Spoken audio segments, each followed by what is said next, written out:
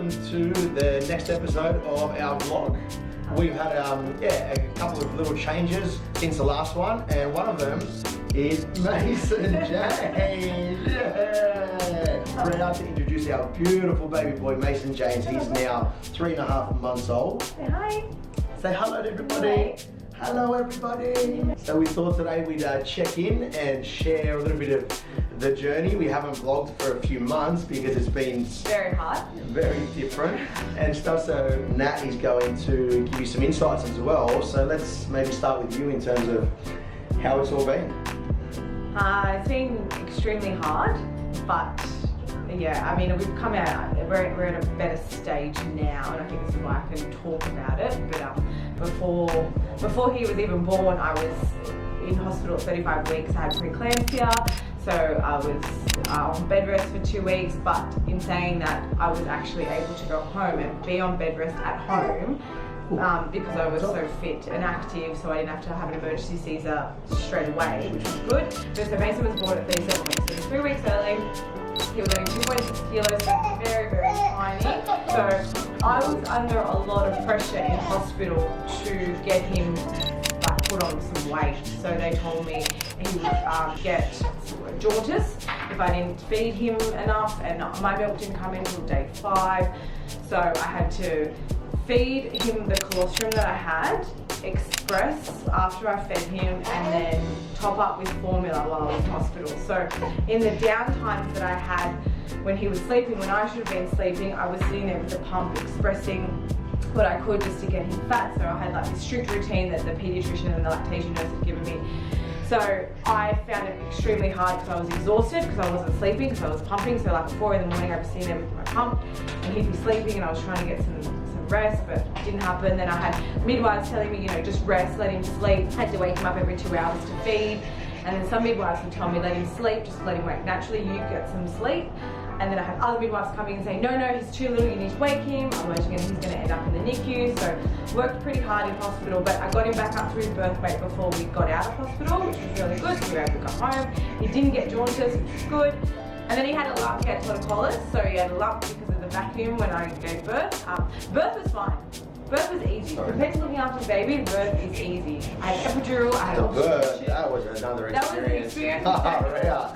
Holy shit. Experience with like Daniel, but I had an epidural because of my blood pressure and preeclampsia. My obstetrician said there was no way she was going to let my blood pressure, and I think it got to like, it got ridiculously high when I was having contractions. So I was 5 centimeters dilated once I had the epidural, and then I slept for 2 hours after that, and that's probably the most sleep I've had since having Mason. Like a nice deep sleep without interruption. But birth was fine, birth was easy, and then yeah, it was like looking after this baby. The first night is so surreal. It's like everyone goes home and you've just got this baby, and you've got to change its nappy, and you've got to feed him. Like, I don't know what to do. I still don't know what I'm doing. But home it was just, wasn't feeding, wasn't latching, had a tongue tie, didn't sleep. Like he'd be up for like 3 hours screaming at night, every 60, 40 minutes.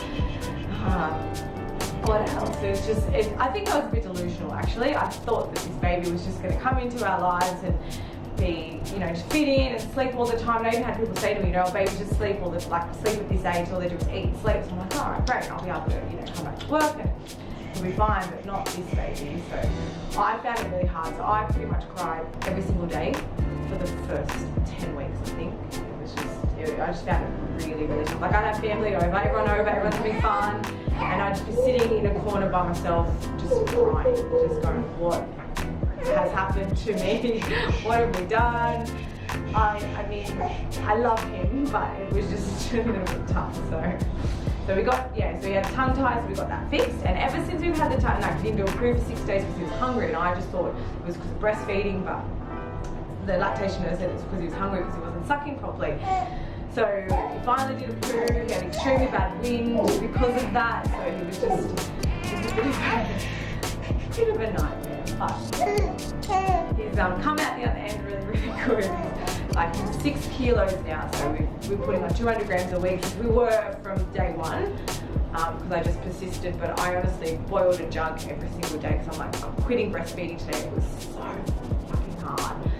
But it's come out the better end, and I'm breastfeeding now perfectly fine. He latches on straight away, so. And he's nice and chubby. Check this out. Yeah. So what does he weigh? 5.8 kilos 5.8, now. yeah. So initially he was born at 2.65, but Nat has done the most amazing job looking after this little guy and getting him, growing and feeding him and not quitting and stuff and waking up at all hours and things like that. And it hasn't been easy. It's been challenging. Yeah, there was one night where he would just scream the whole night, and then I gave him some formula because I was still topping him up with formula just so he would put on weight, and then he vomited it all up because I just gave him too much because I just wanted him to sleep, so I was exhausted. And you just feel shit with no sleep. Like, I've never had no sleep before, so this was a whole new thing for me. So vomited everywhere, so I had to strip him down, change all the bedding. This is at 3 o'clock in the morning. I'm bawling my eyes out. I'm like, why is this so hard? But I know it's hard for a lot of people. It's not just me, it's hard for everybody. And I know that a lot of people have worse off cases as well, but I think I was just in shock. I honestly thought that this baby was going to be easy. I had a really good pregnancy, so I'm like, oh yeah, the baby's going to be fine. He's going to fit into our lives, and he's very active baby. I've been told that he's quite advanced for his age and to buckle up and enjoy the ride, so there's no rest really. Yes. You're no troublemaker. Mum's saying you're a troublemaker. And this is an example of him only sleeping for 20 minutes. He's been up He's okay. for 3 or 4 hours, and he only slept for 20 minutes, so he gets tired. Hey baby, it's okay, honey. Are you tired? Are you hungry? Are you tired? You probably want me to feed you. Oh, don't do sad face. He's learned how to smile and do sad faces, and he's learned so much stuff, which now is waking him up. So I got him sleeping through for a good month, and now he's learned how to roll and all this fun stuff. So you keep going now. it's now we've regressed a little bit, so we're waking now 3 hours every 3 hours. But feeding's a lot easier. So before, when I would wake up, I'd be up for 3 hours trying to get him to latch on. He wouldn't latch on. He'd only sleep half an hour. We'd back up, and this went on from like 6 o'clock at night till 6 o'clock in the morning. So one of the challenges around it all as well is, running the business at the same time. And what happened was, when Nat was about 34, 35 weeks, we had an issue here at work with an ex-team member, and received an email one morning, and that created a fair bit of stress for us at that point in time. And that's when Nat ended up going to hospital that day with high blood pressure. And looking back, it was a cause of someone we thought who was a friend at the time apparently, but didn't end up being, creating issues for us within the business, then created stress and anxiety, which then led to high blood pressure during pregnancy and risked our son. So it's really interesting, from our perspective, being business owners, how that fits into the pregnancy and stuff. There's so many more things to consider, and you will see Nat is sitting in hospital, going into labour, still on the computer, me sitting next to her on the computer doing work on the phone to solicitors, trying to sort issues out, for example. And it's definitely not easy, but I think it just adds another element of challenge to the journey. But I think, for me, all in all, the experience has been absolutely phenomenal. Becoming a dad has been the greatest thing that's ever happened to me by far, and probably the proudest dad out there when I get to take him out walking and bring him into the gym and do fun stuff together like that. I can't wait till he grows up a little bit more.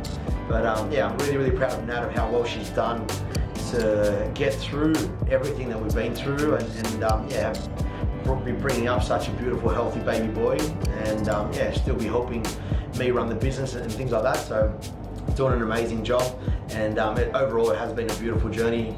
Hopefully Nat will agree with me. But there's definitely some challenges. I take my hat off to any parents out there, especially parents with multiple kids. It's crazy.